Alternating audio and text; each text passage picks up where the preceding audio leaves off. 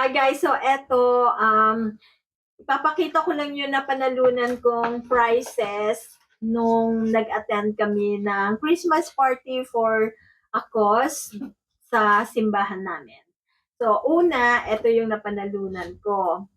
Ayan. Stuffed toy. And then, next is ito. Actually, ano to, pa-premyo dapat to sa mga games nila, pero they decided na iparapol na lang din. Kaya, meron akong noodles overload. Ayan. Ha? How many? 6 pieces na ganito. Ayan. And then ito yung medyo heavy eh. Ito yung hamper na last na napanalunan ko. Ito. Ang ganda pa ng ribbon, no?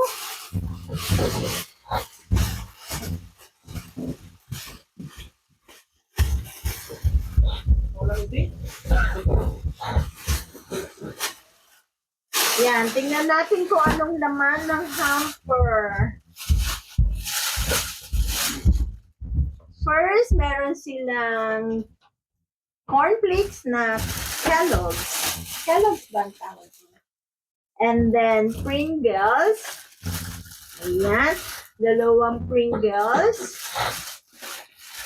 Merong 3-in-1 Nescafe na cappuccino flavor. And then, ano to? Butter lover. Ano to, honey? What's this, honey? I don't know. So, eto, butter lovers. I think popcorn. I'm not sure. And then, Napolina tomato sauce. And white long grain rice. Ayan, pambaon ni Honey J. And eto, Hello Panda na biscuit. What else? Napolina noodles. Ayan. Ano pa?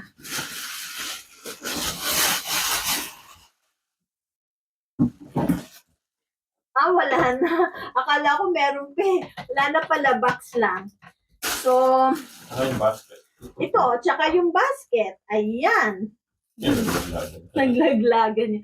Anyway, thank you sa organizer ng aming Christmas party for a cause. At eto, sa halagang 10 pounds lang ang 10 pounds. binili ko and then 10 pounds lang din yung kay Jay. Tapos eto, may napanalunan ako. Thank you and Merry Christmas! Thank you, bye-bye. Please don't forget to like, subscribe, and click the bell icon for more videos. Babu!